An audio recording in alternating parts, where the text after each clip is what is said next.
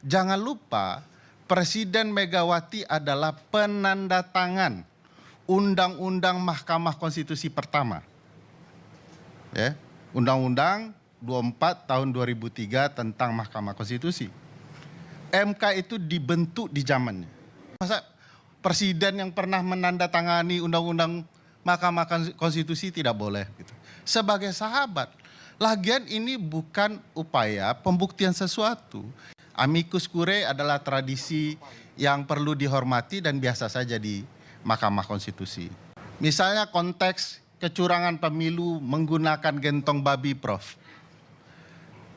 Konteksnya tidak perlu ada alat bukti orang bagi gentong babi, insentif dana, bansos dan lain-lain, dan mengatakan bahwa pilih 02, tidak perlu.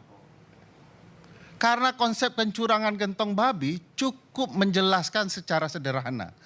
Apakah ada kebijakan dan tindakan yang menggunakan insentif dana negara di tahun pemilu?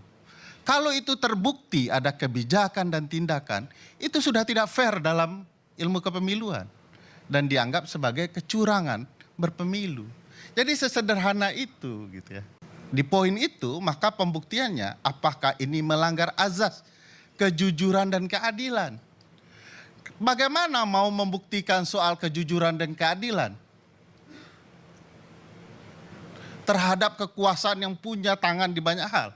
Berat sekali itu.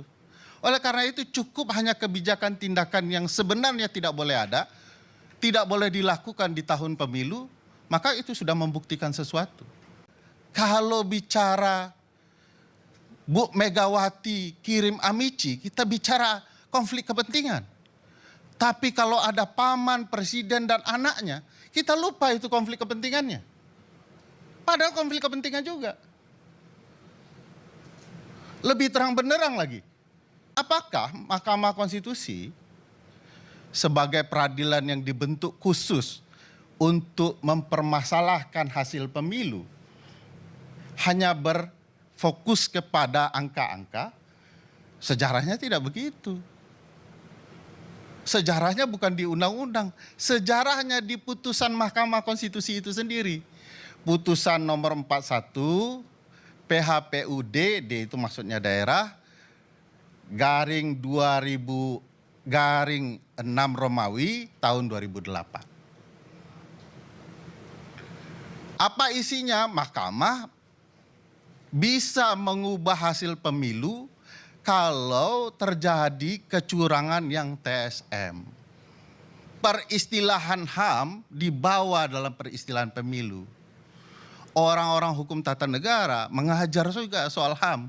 Karena hukum tata negara itu tidak hanya bicara negara dan warga negara, tetapi juga tanggung jawab negara, termasuk HAM, termasuk pemilu.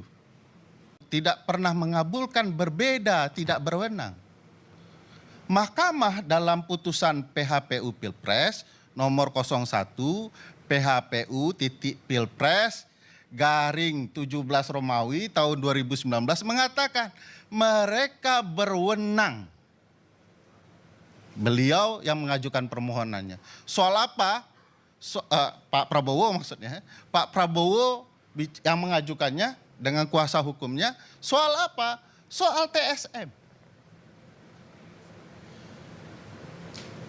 Berwenang tetapi dianggap tidak terbukti. Kalau ini dibiarkan, besok-besok solusi pemilu presiden kita dan pemilu-pemilu lainnya di Mahkamah Konstitusi, penyelesaiannya cuma satu, yaitu curanglah sehabis-habisnya. Itu sebabnya kami menjelaskan bahwa angka kecurangan yang terlalu tinggi itu dirancang sedemikian rupa supaya tidak punya kekuasaan untuk membuktikan angka-angka. Bahwa sesuatu yang janggal sedang terjadi dalam pemilu kita. Saya memperlihatkan gambar itu. Gambar itu kalau dilihat sederhana begini.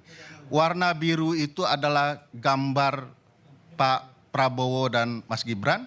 Dan warna merah adalah PDIP yaitu Ganjar Mahfud.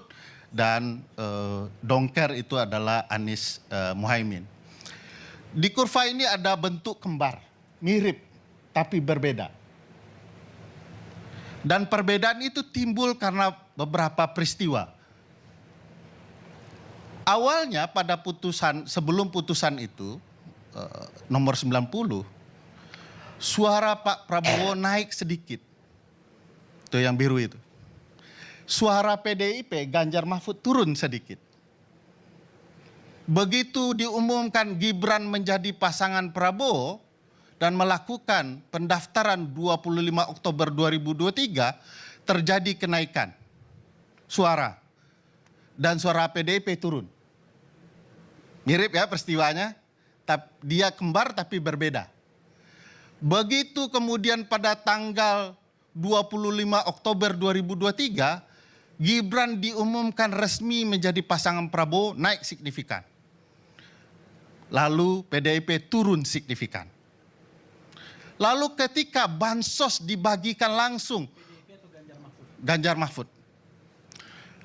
Pembagian bansos dilakukan langsung oleh Presiden, ya, itu bisa dilihat dari 46%, 46,70% melejit luar biasa sampai 58,8%. Dan suara Ganjar Mahfud turun anjlok luar biasa di peristiwa yang sama hingga 16,65%. Sebuah kalau dilihat gambaran biasa. Tetapi bagi teman-teman yang mengkaji ilmu kepemiluan, ini terjadi kejanggalan luar biasa antara kotel efek yang mestinya berdampak kepada presiden dan calon presiden. Dan ini menjelaskan ada peristiwa bahwa kerjaan Pak Presiden Jokowi itu dulu biasanya menguntungkan teman-teman PDIP dengan calon-calonnya. Sekarang setelah berubah pilihan termasuk dengan melakukan bansos, terjadilah anjlok yang luar biasa untuk Ganjar Mahfud dan naik yang luar biasa untuk Prabowo Gibran. Dan ini kurva kembar yang bisa dianalisa sebuah kebijakan menentukan banyak hal. Nah, bagi saya akan selalu ada matahari besok pagi jika belum kiamat. Dan saya yakin putusan MK bisa menjadi matahari baru perbaikan demokrasi dan kepemiluan kita. Kecuali MK ikut bermain mata. Sekian, terima kasih.